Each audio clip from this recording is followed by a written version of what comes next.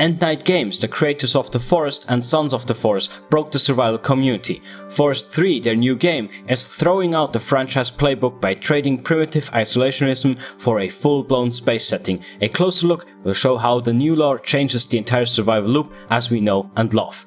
Let's get started. When the world premiere trailer for Forest 3 dropped out of nowhere at the Game Awards 2025, absolutely no one knew what they were looking at. It started with a cozy high-tech spaceship cockpit where a character was casually eating a box of crunchy munchies. It felt like a totally different, sci-fi game. Then the title card slammed onto the screen and revealed 3 words: Forest 3. Here is the massive shift. Endnight ditched Earth entirely. They swapped the iconic Forest Island for deep space, creating a completely alien survival loop.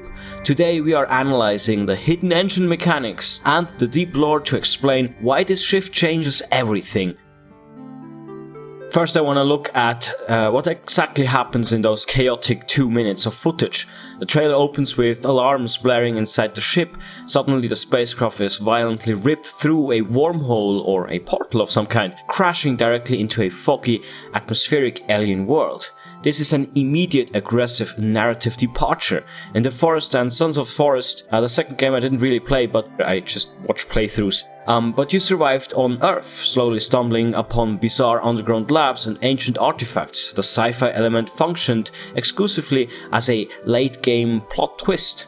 Now the sci-fi sits front and center from the very first frame.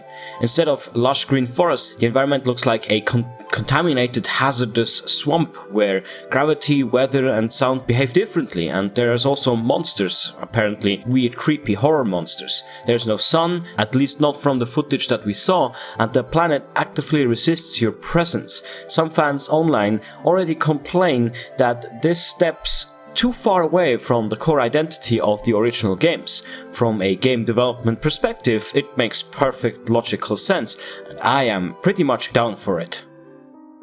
Now let's get into the backstory a little bit, because to understand why Endnight, that's the developer, did this, we have to look at the story ending of Sons of the Forest, which is the second game. During the end credits, the game shows magazines and newspapers revealing that Timmy Leblanc, which is the child from the first game, became incredibly wealthy by researching and exploiting solafite.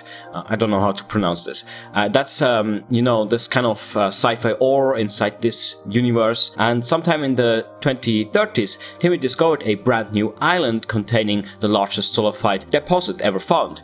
Went there and immediately went missing as all contact was lost. While the community expected another island, the trailer confirms solafite actually originated in deep space. The multiple dimensions and ancient obelisks from the first 2 games point to one source: this exact alien planet.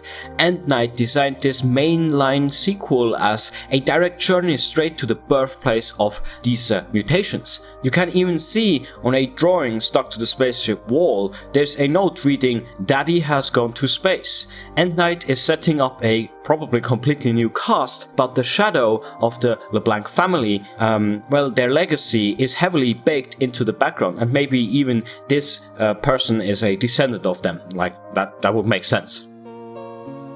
If you like this kind of content, please subscribe to the channel and check out my own survival roguelike on Steam. I try to add new stuff every week, so you always have something new to try out. And now, let's continue.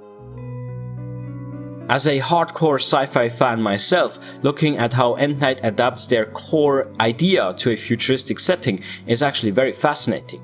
So, let's first talk about the protagonist's gear, because that's the most obvious difference. You are apparently equipped with a highly advanced suit featuring a mounted mechanical arm attached to your back. In the trailer, the character uses it to casually grab stuff, items, but during exploration, it functions as an interactive scanner to analyze hazards, wildlife and environmental weaknesses, and maybe later on it's also used for combat. We also catch a glimpse of tiny automated robots in the background of the ship. These aren't just background decorations, I guess. It appears these little droids will serve as your new AI companions, replacing characters like Kelvin to gather resources and scan materials while you fight for your life. And you will be fighting for your life, probably. The combat seems to have completely shifted from a defensive survival game to a highly tactical offensive engagement with sci-fi weapons. Instead of crafting crude spears from sticks and stones, you are now wielding high-tech space ray guns and advanced weaponry probably to fend off these insane monsters that we see in the trailer. And also, if you think about this, these threats on this planet, they are far more terrifying than any standard cannibal. Well, the creature design introduces the same, like, zombie creatures and other animals, but what really stands out is this massive tentacle monster that hides in the fog, and you obviously need to shoot it with your space gun.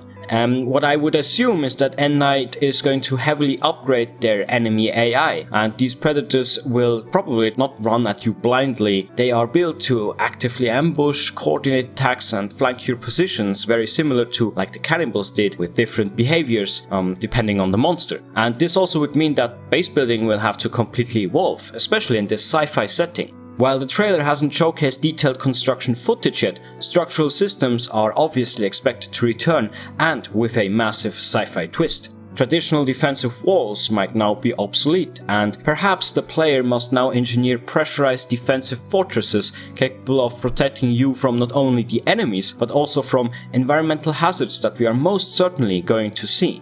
It's likely going to be a big expansion of the winter mechanic from the second game. Now, the only downside to all this amazing news is the release timeline. Endnight officially announced Forest 3 at the Game Awards, but they provided absolutely no concrete details regarding a release window. Given that Sons of the Forest left early access in early 2024, historical data suggests that we are looking at a long development cycle.